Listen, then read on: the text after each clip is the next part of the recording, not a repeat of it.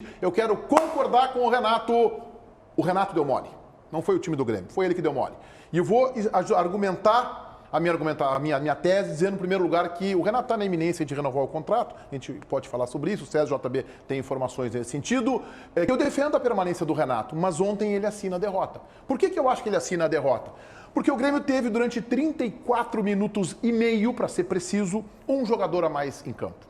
E aí o Renato não conseguiu, lhe faltaram recursos táticos para organizar a equipe e tirar proveito disso. Ele coloca o Ferreirinha no lugar do Maicon, acho que acertou, e depois ele começa a empilhar atacante. Aí ele bota Churin, aí ele bota Isaac, aí bota um lateral direito que vai à linha de fundo, corrige, né? Primeiro ele deixa o Alisson, depois ele tira e bota o lateral direito para ir à linha de fundo. E o Grêmio foi tentando no oba-oba, no vamos que vamos. E é verdade que criou dois lances, um chute do Ferreirinha, um chute do Tassiano, que desvia na barriga do Felipe Melo, ok. Mas o Grêmio não teve organização tática, não teve uma pressão organizada com estratégia. É no vamos que vamos. Por isso eu digo que o Renato deu mole e o Renato César, eu acho que assina a derrota para o Palmeiras ontem na Arena. Eu estou falando de questões táticas, eu estou falando de questões técnicas, de escolha do Renato para ter vantagem com o Palmeiras, com um jogador a menos, e acho que ontem o Renato fracassou. Meneghetti, a obviedade, ela me preocupa no futebol quando a gente não consegue entender ou ler o diagnóstico correto do que está acontecendo. O Grêmio ontem foi o Grêmio da temporada. Quando o presidente Romildo foi dar um discurso falando que o Grêmio iria ser outro time, quando o Renato Portaluppi deu o discurso, disse, olha, não esperem o time do Campeonato Brasileiro na final da Copa do Brasil, o que nós acreditamos? Que isso poderia acontecer. Mas não, o Grêmio foi o mesmo time. Um time com dificuldade na transição defensiva, um time mal colocado, um time fisicamente desmanchado. Diego Souza está com o meu corpo. Diego Souza está pesado. Os jogadores do Grêmio estão com dificuldade, os zagueiros do Grêmio lentos, o que foi o Paulo Miranda, o Grêmio com escolhas erradas. O Grêmio repetiu o que fez na temporada. E quando acontece isso, Meneghetti, ou o Grêmio discute de fato o que tem que fazer e termina com a conversinha e vai para a prática, ou nós vamos ver jogos como o de ontem, onde a gente fica com uma sensação, se o Ferreira tivesse jogado desde o início, iria melhorar. Se entrasse o fulano de tal, iria melhorar. Vocês viram o time que o Grêmio terminou o jogo? Vocês viram? Vocês já pararam para pensar? O Grêmio termina o jogo com um goleiro, felizmente, tinha um goleiro, aí tinha um lateral direito, um zagueiro, um lateral esquerdo. Aí tinham dois volantes, sendo que um era o Tassiano, um meia, que era o Isaac, um atacante pela direita, que era o Ferreira, um pela esquerda, que nunca jogou como atacante ontem, nunca teve no lugar. Essa de criticar o PP hoje é uma barbada. Tá todo mundo criticando o PP. O PP ontem cuidou do lateral direito todo o tempo. O PP não cuidou de atacar para o Grêmio. Ele se preocupou com o lateral direito por posicionamento do treinador. E dois centroavantes que não chutaram nenhuma bola no gol desde que entraram. E eu disse, nenhuma bola. Quando tu tem todos esses problemas, tu não pode achar que a expressão deu mole, que o time perdeu. O Renato chegou a dizer que o Grêmio tem muitas chances e que precisa apenas contratar os jogadores que fazem gols.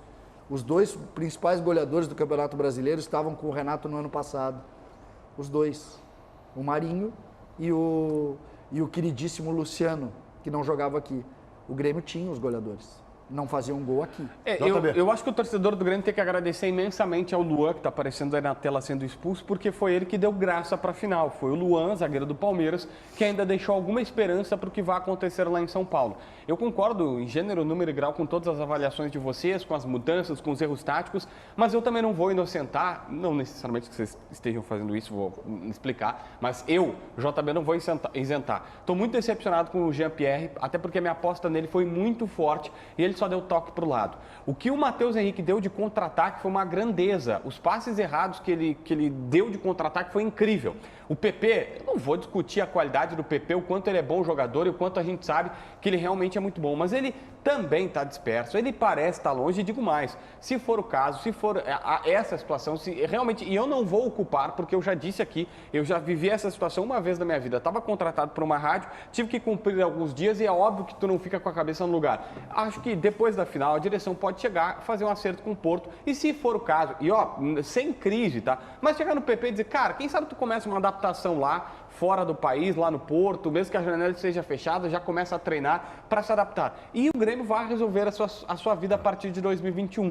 Porque sim, teve os erros coletivos, mas também tivemos erros individuais. As partidas dos dois laterais foram terríveis, senhores. Os dois laterais foram muito abaixo. Então, pontualmente, o Grêmio foi mal. Baldasso, tu viu o jogo ou tu Aí estava já tá. aguardando o espanhol lá no aeroporto? Segundo o JB, eu só sou coerente quando falo do Grêmio, não quando falo do Internacional. É verdade. A tese é boa. Eu confesso, é uma das raras boas teses do Eu JB. confesso para vocês que não muitas vezes eu acompanho com atenção jogos do Grêmio. E ontem eu tive a oportunidade de acompanhar, para secar, óbvio, mas tive a oportunidade. E algumas coisas me chamaram a atenção. Primeiro, um Grêmio pobre em soluções. Né? Um Grêmio pobre em soluções, isso passa pela mão do treinador. Eu me acostumei nos últimos anos a ver um Grêmio que me preocupava sempre muito. Um Grêmio rico em jogadas, em troca de funções e tal. O Grêmio não tem mais nada disso. A outra coisa me chamou muito a atenção o PP, completamente desfocado, com a cabeça em outro lugar, não precisa ser um especialista para observar e ver que isso estava acontecendo. E uma que me chama muito mais atenção que todas as outras juntas. Como que esse Ferreirinha, que a única solução individual diferente do Grêmio, é reserva do Grêmio? Como é que esse menino é reserva do Grêmio? Esse menino tinha que estar jogando. Esse menino não pode entrar no segundo tempo. Não há uma explicação plausível para esse guri não estar jogando. Com o PP com a cabeça em outro lugar, o Grêmio só tem uma solução individual diferente, se chama Ferreirinha. Agora, eu vou discordar do JB, do Grêmio abrir mão do PP agora, porque o Grêmio talvez, né, se avizinha uma pré-Libertadores e o Grêmio precisa de todos os recursos. E vai ter que, como não tem organização tática, vai ter que ter os recursos individuais. E sobre o Jean-Pierre, que o JB fez uma crítica, eu queria entender algo, César. Talvez tu consiga me ajudar a desanuviar isso aí. O Jean-Pierre não estava muito longe da área ontem. Será que é uma orientação do Renato essa? Eu estava pensando aqui, dentro dos argumentos até do Baldasso e do JB, Meneghetti, exatamente sobre isso. Quando tu começa a dizer, como é que foi o Grêmio? O fulano não jogou nada porque estava disperso, o outro fulano não jogou nada porque estava longe, o outro não jogou nada porque puxou contra-ataque. O outro errou no gol, no meu entendimento o Kahneman errou no gol, tá? Errou no gol, ele que desiste da jogada, mas é um erro coletivo ali, um erro coletivo, aquilo ali não é um erro individual, aquilo é um erro coletivo, um erro de organização defensiva. Agora, quando tu tem um monte de jogador, e eu tô falando de 5 ou 6, 7 que não jogaram nada. Desculpa, eu preciso entrar na tua respiração aqui. O erro do gol é individual. O erro do gol é individual, porque assim, a marcação do Renato é homem a homem. Quem estava com o Gustavo Gomes era o Kahneman.